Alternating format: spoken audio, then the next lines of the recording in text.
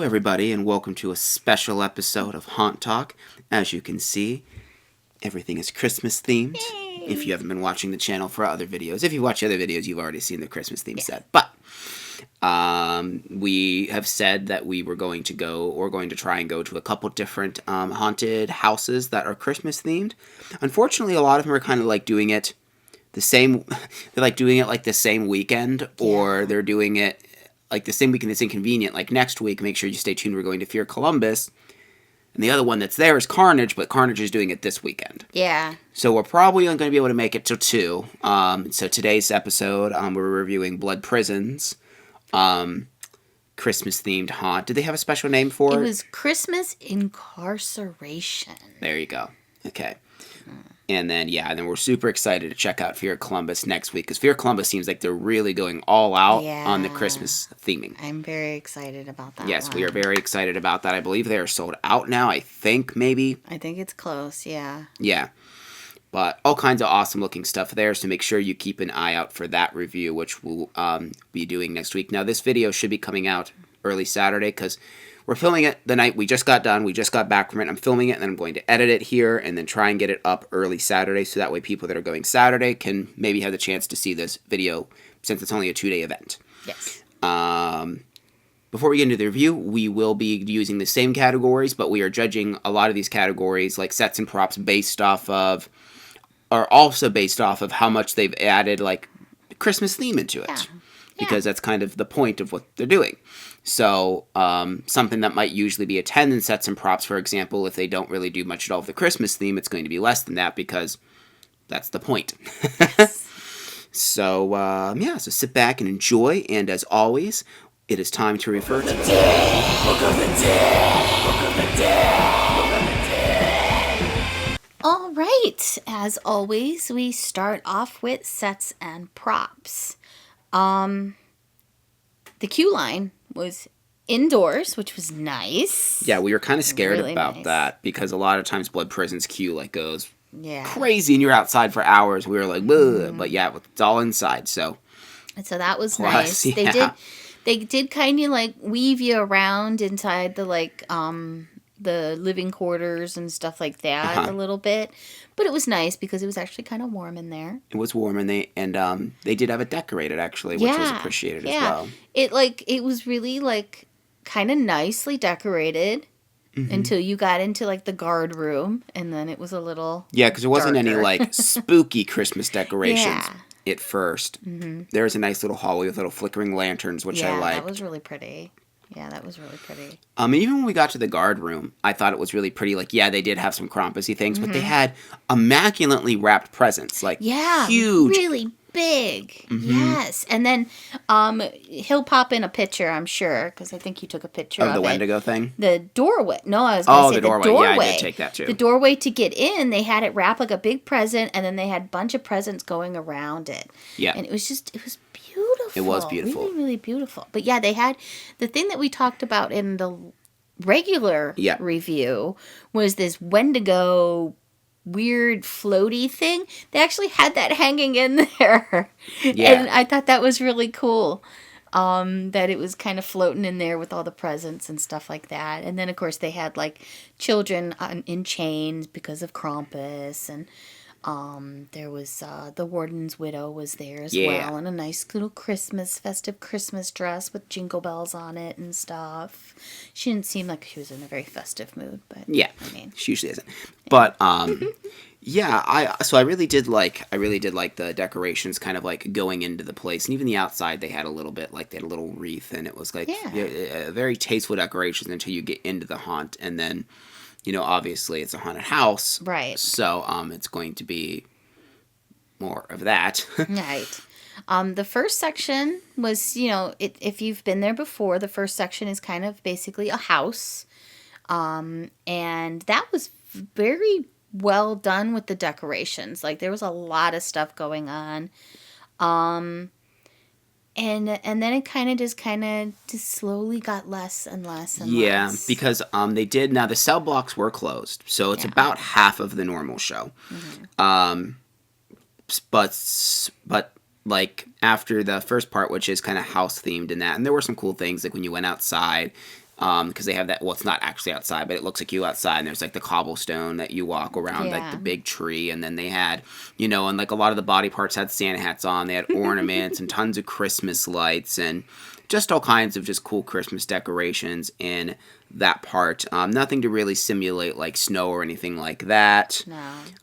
Which is something I guess Fear Columbus is supposed to be doing, so we'll report back to you on how that works. But once you get to solitary confinement, besides they had like Christmas music blended with like the heavy atmospheric like creepy rock music, that was the only thing that might be Christmassy about that. Yeah. And then once you got into the basement, there was some Christmas theming, but not nearly as much so as the first part. Yeah. Yeah, it was just like the occasional like Santa hat and Right. and of course, we'll talk about it more in actors. There was a lot of they were all decked out and stuff like Right, that. yeah, but for sets and like, props in the basement, not decorations, too much yeah. in the basement. So there was a little bit, but not a whole bunch. The place is still beautiful as always, but judging with the Christmas decorations, we do feel like they could have done a little bit more. And I think this is their first year actually doing it, right? Because they planned on it last year, but I do believe it got canceled. I do believe. I could be wrong, but we gave it an 8.5 for sets and props, just because we would have liked to see a little bit more of the Christmas aspect in the Christmas event. So hopefully in years to come, they will do even a little bit more, like in the basement and stuff like that with the Christmas decorations. So moving on to actors. Despite it being off season, they actually had quite a few actors. There was in a there. decent amount. I was kind of surprised about that. The only like completely real emptiness was in solitary confinement. There was only one in all of the different ones we walked through. But that was the same in the main show this year. They really didn't have almost anyone in there. I mean, solitary is fairly creepy by itself. So if they just had one person hiding in those cells, they could get you so good. Yeah. But yeah. They had a lot of really cool like places that they had these people. Some notable people is the we call her the fireplace witch. Yeah, she was probably one of my favorite done up. Yeah, she was really good, and she's kind of scared me a little bit because I didn't expect her to pop out of there. There was a gingerbread man. Lots of elves. Lots of like demon elves with gnarly, creepy, pointy teeth. Yeah.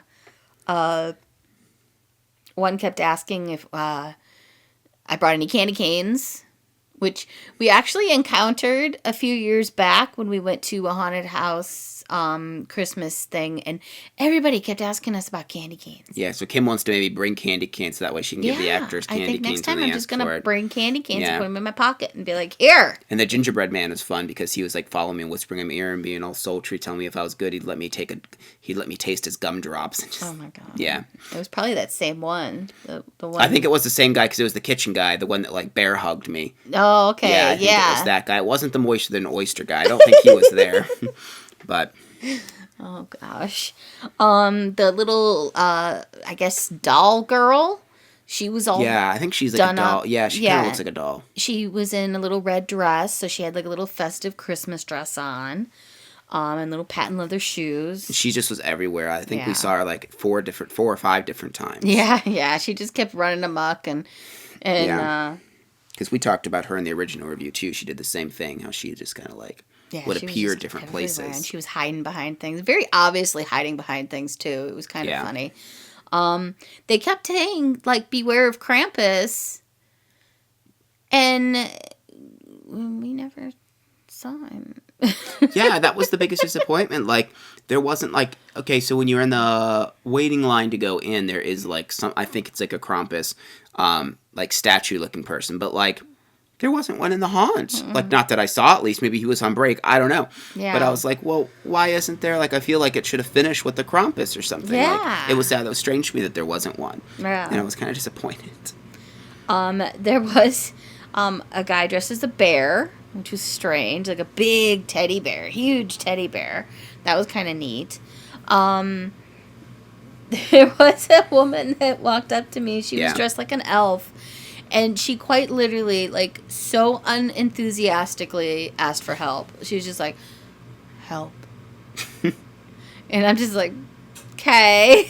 It really tickled you. It did tickle me because she just had no enthusiasm. She How? said some other things too, like I think maybe save me or something. But Yeah, it was just still real with that dry. yeah, It was very funny. dry. Yeah. She's like, save me. And like to like put, I think like it was like an on Don't purpose go. kind of thing. Yeah. Yeah. It was just ridiculous, but Yeah. I thought it was funny.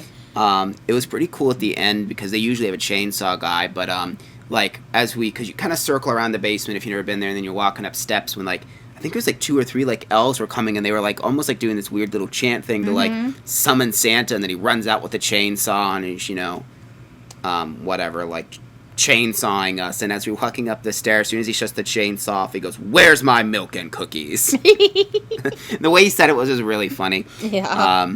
And that was the end of it. Yeah, we thought that the actors did a really good job. I was impressed that almost all of them had some kind of Christmas-themed getup going on. Yes. Yeah. And just really well done, especially like the witch and like just the demon elves. Like there's a lot of detail put into them. There's I don't think we mentioned it, but there's a kind of a cue line actor who is like a drunk Santa kind of thing. Mm-hmm. He Yeah. was being all raunchy and stuff, and he was pretty entertaining and funny.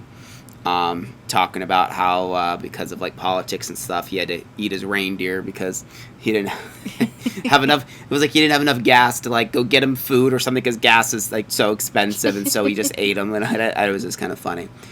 But overall, we gave actors a 9. So that brings us to scare factor.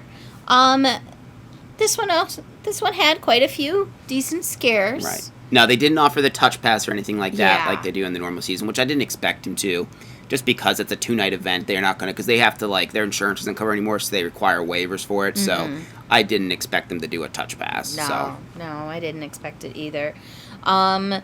Stupid air cannons. They have the most ridiculous air Oh my cannons. gosh. We actually literally were walking down the hallway with our fingers in our ears because we know there's one that is actually like ear level. Well, there's a couple, but that one I was blocking my ear is basically like a machine gun air cannon. Yeah. It fires like 3 times when you walk in front of it. I and hate it did. It did it. It was thankfully we kind of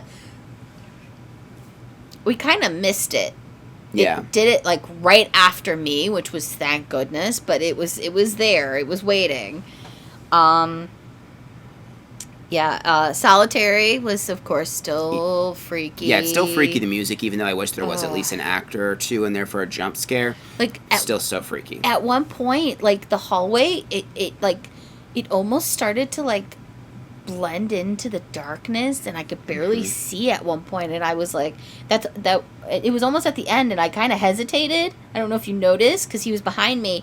I kind of hesitated, because at one point, it was like, almost like it got darker around us, and I was just like, Yeah, it plays tricks on your eyes, especially with that real eerie music that's Yeah, playing. it Yeah, and it was was super cold really- there, too. Yes, it was freezing. so Because cold. there's not heat in that part of the building, of course, so... And I mean, it's 50-some degrees out today, and it was still really, really cold in Solitary. It was really cold down there. It seemed like it was a little bit tamed down for the holiday theme, mostly because, they didn't have the touch pass and stuff like that. Well, I think we've even said in like a regular review, like, if you don't do the touch pass at Mansfield, it's really not that scary. Yeah. I mean, like, it's okay, but, like, it's just not super scary unless you have the touch pass. Since that wasn't offered and it's holiday themed, like... I don't feel like their purpose was to be as scary as possible. This, it's more meant to be an entertaining event aimed at a little bit broader of an age group, I think, is kind of what they're probably aiming for. Probably, yeah. It's still not something that I would, like, recommend, like, young kids do because, like, it's still in a creepy prison, and it is spooky. Like, it is still scary, but... And, like, even though there wasn't, like, touching or grabbing, there was, like, a couple things, like... I got grazed by the chainsaw, and they had, like, a fake hand that they were kind of, like, touching us in the head with and stuff like that. But no, like, grabbing or anything intense. Yeah, though. no. I had a nutcracker guy that got, like, right in front of me and, like, got very close, but not, like, he wasn't, like, he wasn't grabbing me, but he got, like, close and blocked my way and stuff like that. Yep. But overall, we gave it a 7 for scare factor. Mm-hmm. I mean, not super scary, but still, Still pretty scary for a decent. Christmas theme. Yeah. So that's moving on to value. This special event was $20 for general admission, $50 for the lightning pass, And it took about 20 minutes for us to get through it because, again, it was only about half of the normal show because the cell blocks were not open. And you said it is a little bit cheaper than the regular show. Could you have that in there to check? So yeah, because it's usually $25 during the off season, so it is $5 cheaper. Now it is half the haunt, but I do think there's an added bonus that it is a special event. So you're getting to go to. They are literally opening up a haunt for 2 nights. Yeah. On a not regularly scheduled thing, and it's. I imagine it's more expensive to do something like that, and because there's extra decorations, because it's the same haunt, but they're decorating even more. Yeah. Because of Christmas. Right. And I don't know if we said, but it's $50 for the fast pass. Yeah. Now, I do think the $50 is not worth it. That's a lot of money for a 20-minute haunt. Yeah, Like, I mean, that's that's a lot. We didn't wait that long, and we didn't even show up very early because I worked, so we didn't get there till like 8. We waited, I think, 20 to 30 minutes. I didn't time the wait.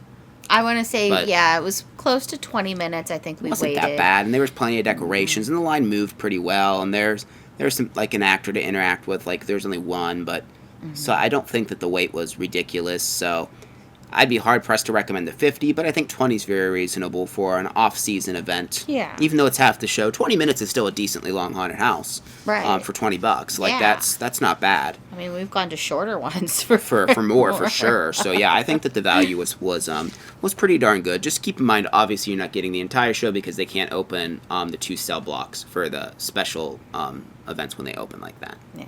So we did give value 8.5.